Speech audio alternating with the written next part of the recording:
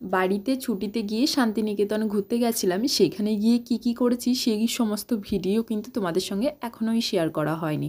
তা সেইখানে গিয়ে কিভাবে সাজুগুজু করেছি সেটাই আগে ভাবলাম তোমাদের সঙ্গে শেয়ার করে দিই, কারণ মেয়েরা একটু সাজগোজ কিন্তু পছন্দ করে। আর আমার কাছে দেখো সেরকম কিছুই নেই কিন্তু সাজাগোজের জিনিস, আর আমি যেভাবে মেকআপ করি ভাবলাম যে তোমাদের সঙ্গে সেটাই একটু শেয়ার করে দিই। মুখটা সবার প্রথমে ভালো করে আমি ক্লিন করে নিয়েছি, মানে ফেস ওয়াশ, আমি clean and clear face wash use করি, সেটা দিয়েই কিন্তু আমি ভালো করে ধুয়ে নিয়েছি। আর যেহেতু তখন হালকা হালকা ঠান্ডা ছিল, তাই আমি পন্ডস নিভিয়ার ক্রিম মুখে লাগাই, সেটাই আমি লাগিয়ে নিলাম। আর মেকআপ করার আগে আমার মনে হয় গরমকালে হোক আর শীতের সময় হোক বেশি পরিমাণে কিন্তু ময়শ্চারাইজার লাগানো ভালো, আর রোদ্দুরে যখন বেরো ময়শ্চারাইজার পরে কিন্তু সানস্ক্রিন লাগিয়ে নেওয়া ভালো। এখন আমি একদম সামান্য পরিমাণে নিয়ে নিলাম প্রাইমার, ব্লু হেভেনের প্রাইমার। এখানে প্রাইমার না লাগালেও কোনো ব্যাপার না, আমি কিন্তু সচরাচর লাগাই না। আমি কি করি বলো তো, ক্রিমটা মানে ময়শ্চারাইজার মুখে লাগাই, তারপরে ফাউন্ডেশন ওই যে দেখো সামান্য পরিমাণে কিন্তু হাতে নিয়ে নিয়েছি, আর বিউটি ব্লেন্ডারটা কিন্তু মানে ভিজিয়ে রেখে দিয়েছিলাম।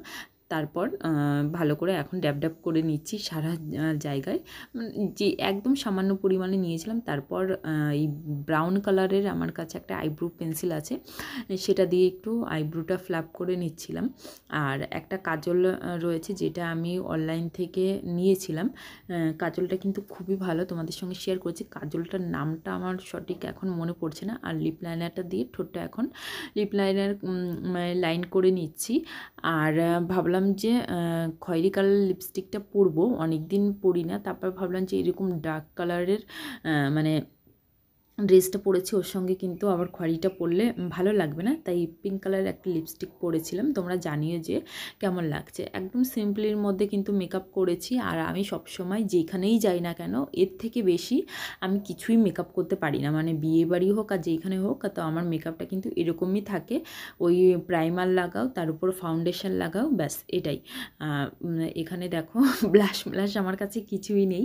আমি আমার ল্যাকমির আর একটা এরকম লিপস্টিক ছিল, সেটা দিয়েই কিন্তু আমি ব্লাশ লাগিয়ে নিচ্ছি। আর ওই দিক থেকে তোমাদের দাদাভাই, তারপর আমার ভাসুর, বলতে পারো সবাই মিলে হাসাহাসি করছে। আর আমরা যেই রুমটার মধ্যে ছিলাম সেটা কিন্তু এরকম দুটো রুম আর একসঙ্গেই অ্যাটাচ, সঙ্গে একটু কিচেনেরও ব্যবস্থা ছিল, খুবই সুন্দর। আমরা চারজন একটা রুমে ছিলাম, বাবুও ছিল আমাদের সঙ্গে, মানে মোটা আমরা পাঁচজন, খুবই মজা করেছি। এই যে হয়ে গেছে আমার মেকআপ ডান।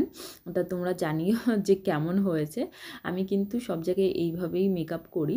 আর আমার তো প্রচণ্ড পরিমাণে ডার্ক সার্কেল আছে, আর বিশেষ করে বোঝা যায় এই কারণে, যেহেতু আমার চোখের নিচে ওই জায়গাটা একটু গর্ত, সেই কারণে। আর এই যে দেখো দু সাইড দিয়ে আমার একটু বেশি ফোলা ফোলা আর নিচে একটু বেশি ডিপ, ওই জন্যই কিন্তু ডার্ক সার্কেলটা বেশি পরিমাণেই মানে বোঝা যায়।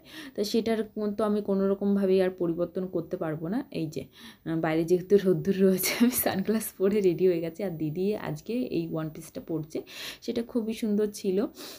এই ভিতর দিকে যেই রুমটা রয়েছে, দেখো এই যে যেই ঢুকেই রুমটা, ওই যে পেছনে বললাম যে কিচেনের মতন ব্যবস্থা, তার মধ্যে দিয়ে ওই যে আর একটা দরজা, আর ওইখানে কিন্তু আর একটা রুম, এসি মেসি সবই ছিল, খুবই সুন্দর। আমার এই simple get ready with me তোমাদের কেমন লাগলো অবশ্যই কিন্তু আমাকে কমেন্ট করে জানিও।